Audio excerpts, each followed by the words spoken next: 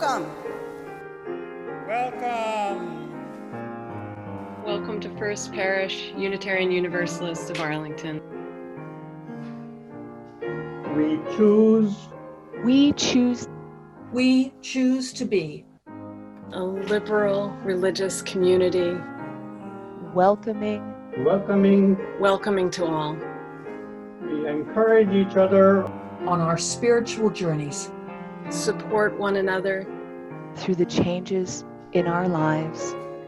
And challenge the excesses and injustices of our time. Called to love. To love. To love. And upheld by joy. We live our faith.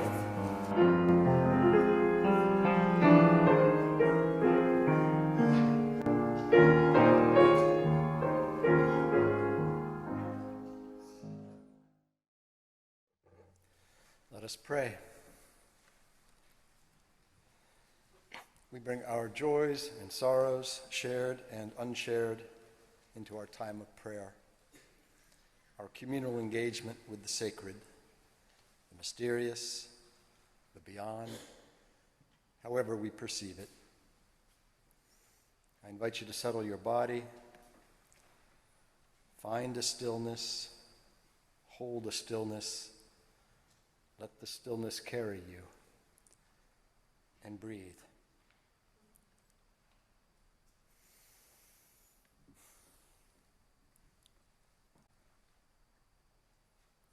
Spirit of life, source of justice and resolve, wellspring of compassion, God. Did you see the front page of yesterday's New York Times? 2 stories seized my heart.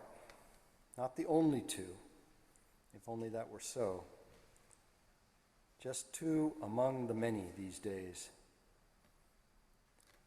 One was about the president's plans for his new ballroom. A ballroom that will have drinks, cocktails, everything on this floor, as he proudly described his plans to reporters earlier this week. And then they'll say, "Welcome to dinner." The ballroom will cost $300 million. The other story was about drastic cuts in humanitarian aid to Somalia.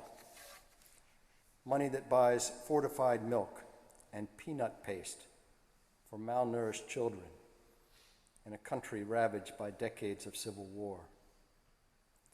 Aid to Somalia will total about $15 million this year, a 97% reduction from the average over the past 10 years. Cocktails and milk, banquet meals and peanut paste. Apples to oranges? Maybe it's not a fair comparison. Okay. But, dear God, who are we?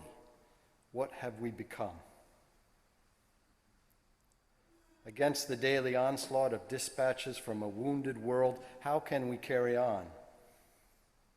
How can we hold on to our humanity? How can we keep on fighting? How can we go on forgiving? How can we gather the strength, despite all, to sing with the songwriter-poet, "I was born to love you. I love you, and you, and you." Spirit of life, generous spirit, enveloping spirit, we look to one another. We look with love and sympathy to the family caregivers among us, beset by logistical and emotional demands, constant in their devotion.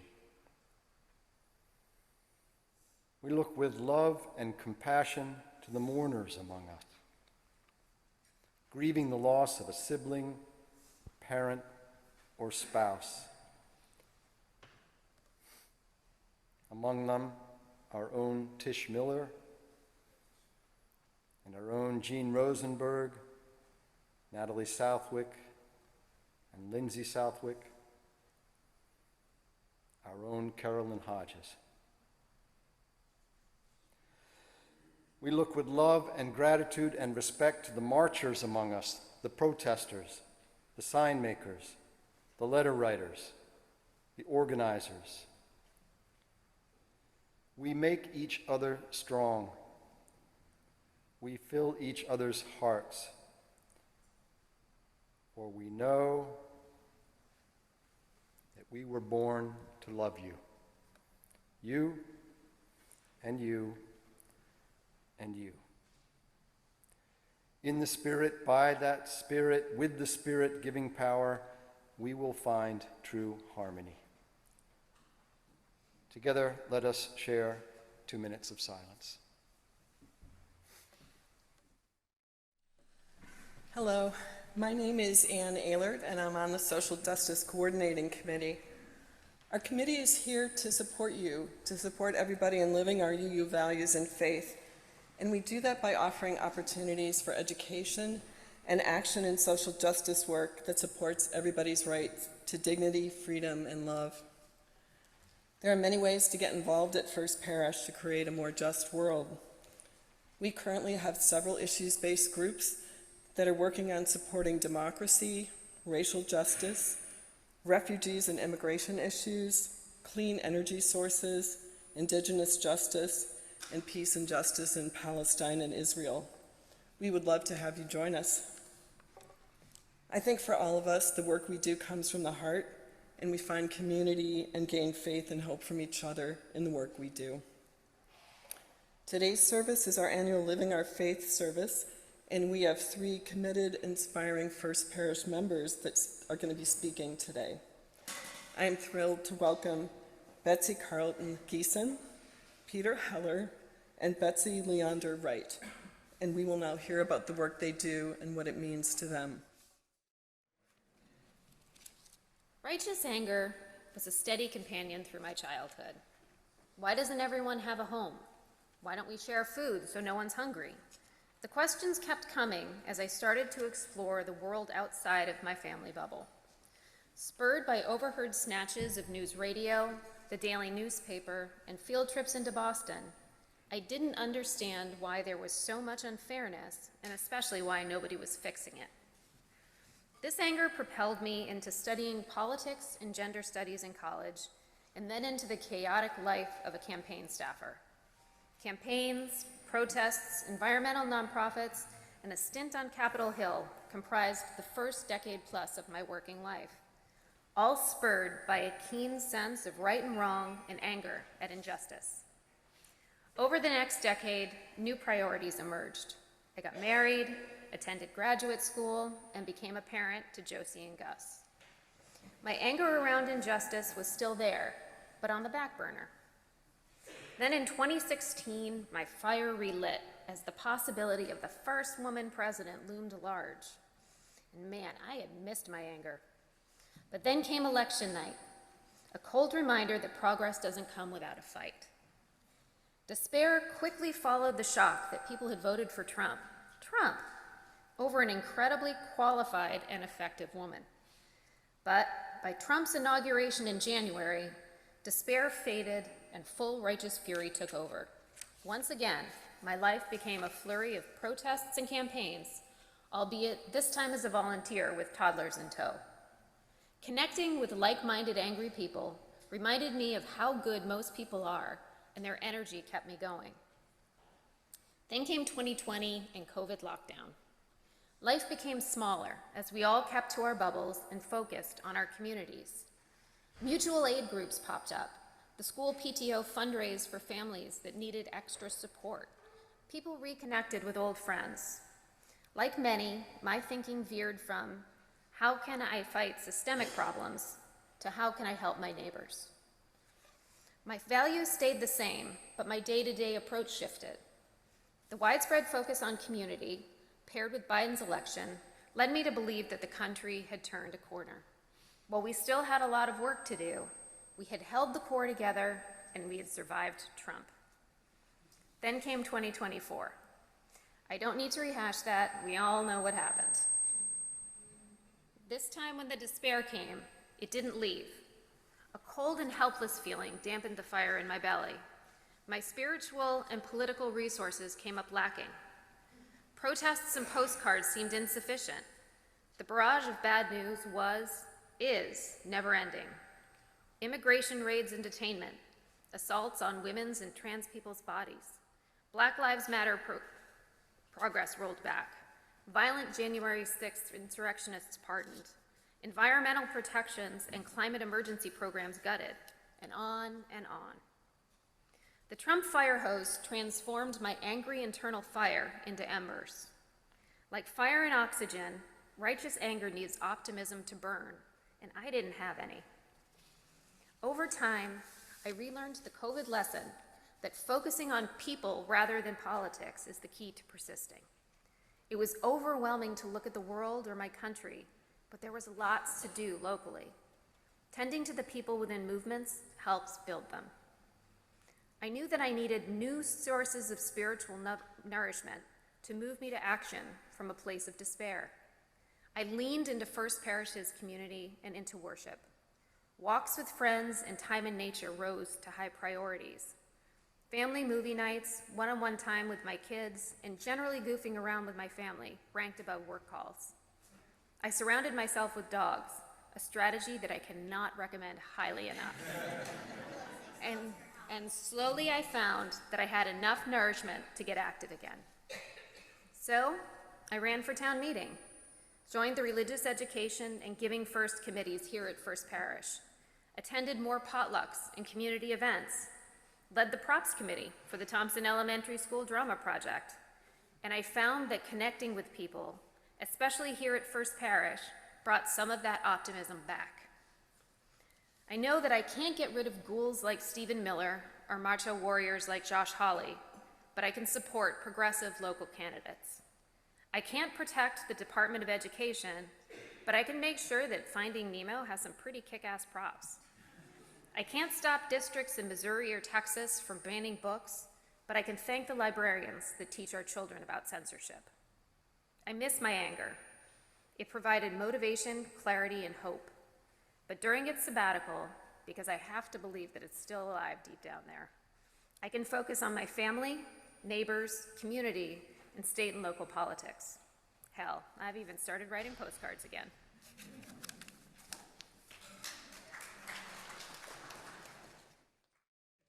Hi.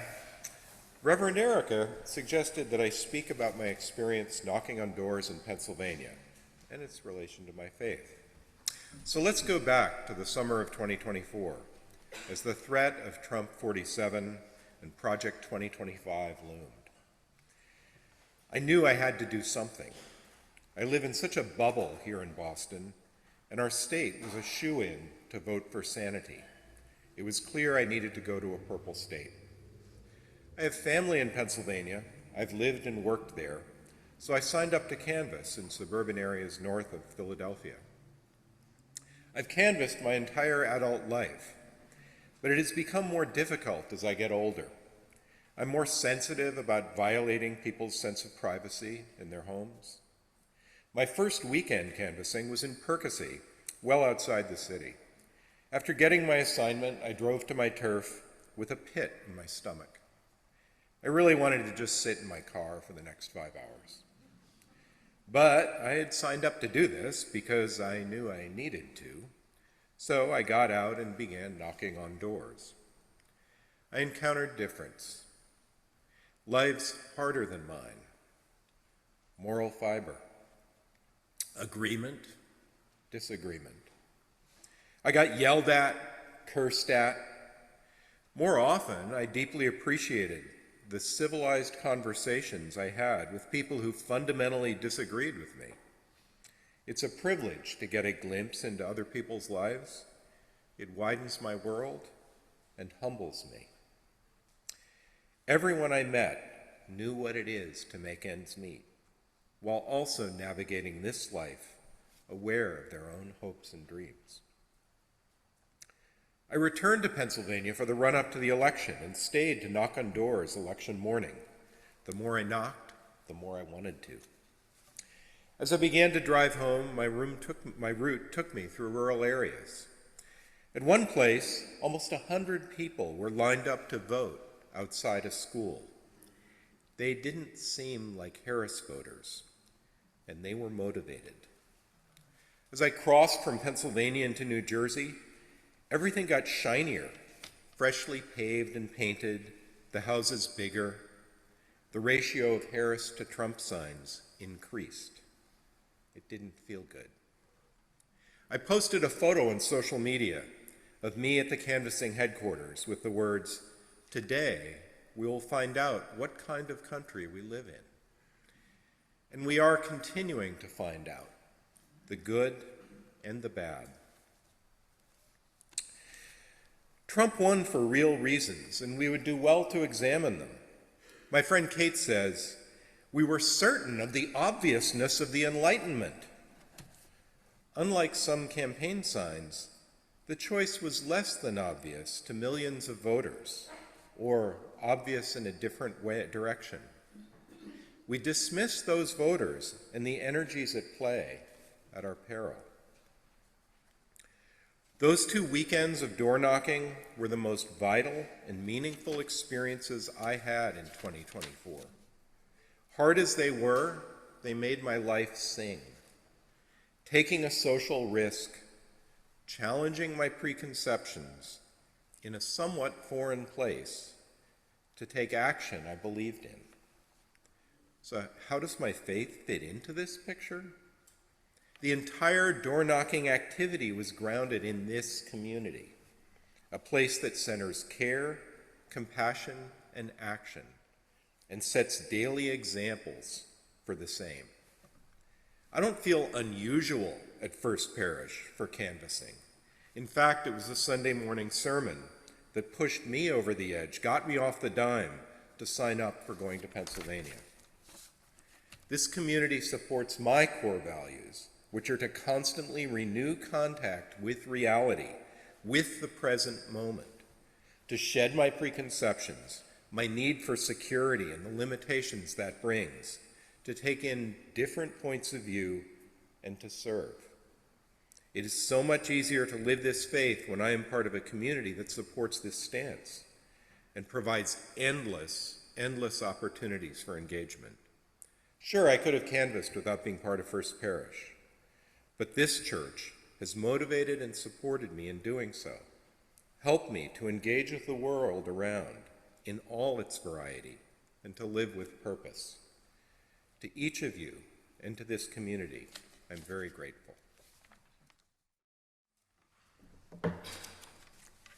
When I was 13 years old, sitting alone in my suburban bedroom, I had an overwhelmingly intense spiritual experience, a feeling of my own boundaries dissolving into oneness with God and the human race. Afterwards, I had a feeling that I was supposed to act on that oneness, to serve the human race somehow and be a hand of God somehow, but I had absolutely no clue what that would mean in practice. I remember looking around my middle school classroom, and the kid next to me dropped his pencil, and I dove to pick it up for him. And I felt like that was ridiculous, too tiny an act to be what God wanted me to do. Was I supposed to just be nice? I remained confused through high school, especially after I decided I wasn't a Christian anymore.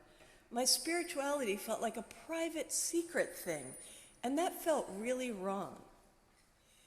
Then in college, I learned about systems of injustice, like multinational corporations decimating the third world, and about resistance movements. It was like a light bulb going off. Oh, my spiritual path is collective action for social change. So I joined an activist community where I got high-quality training in organizing and nonviolent direct action. And as a young activist, I worked on a wide variety of progressive causes. But that changed during a personal growth weekend when the facilitator had us stand up and say, "I want" sentences for 20 minutes straight. You would say whatever came into your mind after you said the words, "I want." And by the end of the 20 minutes, I was repeating, I want to build a movement for economic justice in the US. And I started applying for jobs only with that focus. And I was lucky enough to get a 30-plus year run being paid to work towards that life mission, working for economic justice nonprofits. I got to experience some thrilling wins as well as some painful defeats. I helped get city and state workers in predominantly female jobs big raises. And I helped 2 tenant groups buy their at-risk apartment complexes and run them as permanently affordable tenant-managed housing. I began to feel like, oh, organizing really works. In all this work, I've been fortunate to work with people of all races and across the entire class spectrum. I've worked with homeless people and welfare recipients, with union members, with upper middle class feminists like me, and with wealthy people who said, tax me more. Everywhere I went, I kept noticing class differences in how people did activism and classism towards working class and poor people. I was confused with how to tackle those class dynamics in activist groups. So I went back to grad school to study that question. There I was mentored by one of the greatest all-time scholars of social movements. In particular, what works to make people's movements succeed or fail? I worked with the organization Class Action to raise people's class awareness. 3 of us class action trainers were UUs, and so together we co-founded UU Class Conversations, which is still going today. We've led workshops for dozens and dozens of churches, including this one, on reducing organizational classism in their congregations.